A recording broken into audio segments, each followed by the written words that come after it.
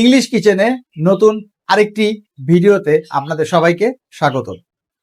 গত এপিসোডে আমরা বলেছিলাম হোমোফোন নিয়ে কথা বলেছিলাম। গত এপিসোডটি ছিল আমাদের হোমোফোন নিয়ে। যে হোমোফোনের ডেফিনেশনে আমরা কি বলেছিলাম, যে আমার ওয়ার্ডটা সাউন্ড থাকবে একই রকম, বাট মিনিং বা ফিলিংসটা থাকবে ডিফারেন্ট। সো আজকে আরো কিছু শব্দ নিয়ে আমরা ইংলিশ কিচেন আপনাদের সামনে। যেমন মোহিত, একটু যদি আমরা ক্লোজ দেখি, উইক শব্দটা কি? WWK, week. এখানে আরেকটা শব্দ দিয়েছি WEAK, তার মানে sound same, week. Okay, sound week but letter different. Okay, একটা উইক মানে সপ্তাহ, আরেকটা উইক দুর্বল। আবার যদি বলি মেইল, মেইল বলতে আমরা কি বুঝি? ছেলে।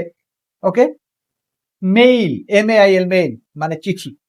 ওকে, লুজ শব্দটা কি? লুজ। আমি যদি এটাকে প্রোনাউন্স করি লুজ, স্পেলিংটা LOOAC। কি স্পেলিং? LOOAC। লুজ মানে আলগা। ওকে, আরেকটা লুজ, LOAC, লুজ। লুজ মানে হারানো, তাই না? এই যে আমরা লাস্ট দেখেছিলাম আর্জেন্টিনা জিতেছে, ব্রাজিল ড্র করেছে, তার মানে কোন একটা দল হেরেছে, রাইট? উড শব্দটা কি? WOLD, would. উড হল কি? উইল, ববে, উইলের past tense would.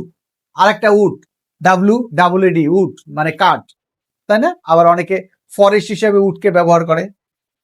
Meet, MEAT, meet. Meet মানে মাংস, তাই না? এক একজন এক এক রকম মাংস খেতে পছন্দ করে, রাইট?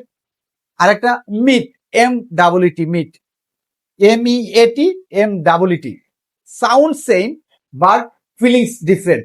ওকে, যখন আমি চিন্তা করি মাংস খাচ্ছি, কেমন লাগে? একটা ফিলিংসটা অন্যরকম না? সো লার্নার্সটা ডেফিনেটলি এটা এনজয় করছে। এরপরে বি মানে কি? হওয়া। আর একটা BE, তার মানে বি মানে মৌমাছি।